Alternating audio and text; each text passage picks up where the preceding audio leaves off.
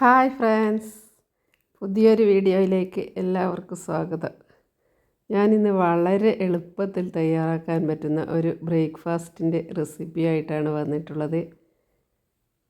എന്നാൽ നമുക്ക് വീഡിയോ കണ്ടു നോക്കിയാലോ. നല്ല സ്വാദിഷ്ടമായ ഒരു ബ്രേക്ക്ഫാസ്റ്റാണ്. അപ്പോൾ ഇതെങ്ങനെയാണ് തയ്യാറാക്കുന്നതെന്ന് വേഗം തന്നെ പോയി നോക്കിയിട്ട് വരാം. തലേ ദിവസം നമ്മൾ കുതിർത്ത് വെച്ച അരിയാണ്. അപ്പോൾ 1.5 കപ്പ് അരി ഞാൻ കുതിർത്ത് വെച്ചിട്ടുണ്ട്. അത് നന്നായി കഴുകിയെടുക്കുക. അതിനുശേഷം മിക്സിയുടെ ജാറിലേക്കിട്ട് നമുക്കിതൊന്ന് അരച്ചെടുക്കണം. വെള്ളം ഒട്ടും തന്നെ ഇല്ലാതെ നമ്മൾ അരിയൊക്കെ ഇതിലേക്ക് ഇട്ട് കൊടുക്കാം.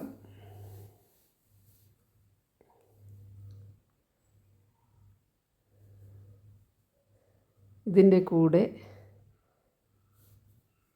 നമുക്ക്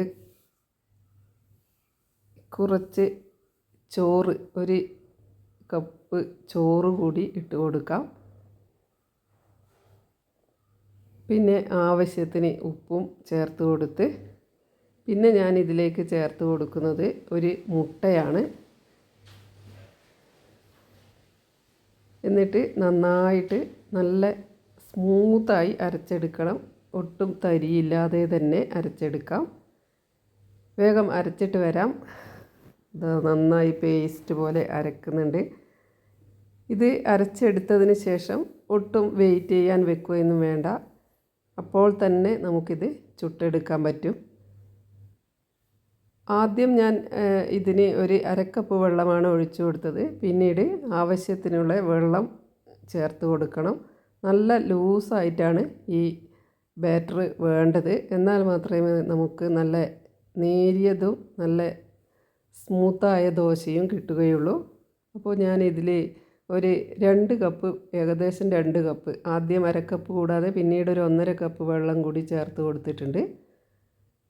ഇനി നമുക്കിതൊന്ന് ചുട്ടെടുക്കാം. ഒരു തവ വെച്ചിട്ട് കുറച്ച് വെളിച്ചെണ്ണ ഒഴിച്ചു കൊടുത്തതിന് ശേഷം നമുക്കിത് ഒരു കയ്യിൽ ഒഴിച്ചു കൊടുത്ത് ഇങ്ങനെ ദോശ കല്ല് ചുറ്റിച്ചെടുക്കാം. നല്ല നേരിയ ദോശ ചുടാൻ വേണ്ടിയാണ് നമ്മൾ വെള്ളം നല്ലവണ്ണം ചേർക്കണം. എത്ര വെള്ളം ചേർക്കുന്നോ അത്രയും സോഫ്റ്റായിട്ട് കിട്ടും. ഇതിനി നമുക്ക് കുറച്ച് സമയം ഒന്ന് അടച്ച് വെച്ച് വേവിക്കാം. ഇത് വെന്തിട്ടുണ്ട്. ഇനി ഇതൊന്ന് തിരിച്ചിട്ട് കൊടുക്കണമെന്ന് ഇല്ല, എങ്കിലും മൊരിഞ്ഞ് കിട്ടണമെങ്കിൽ നമുക്ക് തിരിച്ചിട്ട് കൊടുക്കാം. തിരിച്ചിടാതെ തന്നെയും ഇത് നമുക്ക് ഉപയോഗിക്കാവുന്നതാണ്. അപ്പോൾ ഇതുപോലെ എല്ലാ ദോശകളും ചുട്ടെടുക്കാം. കാണുന്നില്ലേ, നല്ല നേർങ്ങനെയാണ് ഞാനിത് ചുട്ടെടുക്കുന്നത്. അതുകൊണ്ട് തന്നെ ഇത് തിരിച്ചിടണമെന്നില്ല. ഇതുപോലെ മടക്കി ദോശ എടുത്താൽ നല്ല സോഫ്റ്റാണ് കഴിക്കാൻ.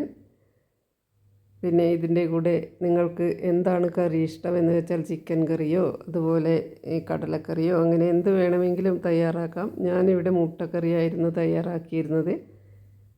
അപ്പോൾ ഇതുപോലെ ബാക്കിയുള്ള കൂട്ടും നമുക്ക് ചുട്ട് ദോശ ആക്കി എടുക്കാം.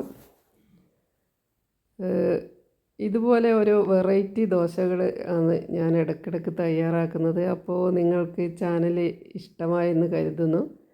അങ്ങനെയെങ്കിൽ ഒന്ന് സപ്പോർട്ട് ചെയ്ത് സബ്സ്ക്രൈബ് ചെയ്യണം. കൂട്ടുകാർക്കൊക്കെ ഷെയർ ചെയ്ത് കൊടുക്കണം. നമുക്ക് ഹെൽത്തിയായ ഭക്ഷണം രാവിലെ കഴിക്കാനല്ലേ എല്ലാവരും ഇഷ്ടപ്പെടുന്നത്. അതുകൊണ്ട് തന്നെ ഇതുപോലെയുള്ള ഭക്ഷണം തയ്യാറാക്കിയിട്ട് കഴിക്കാം. അപ്പോൾ എല്ലാവർക്കും ഇഷ്ടപ്പെട്ടു എന്ന് കരുതുന്നു.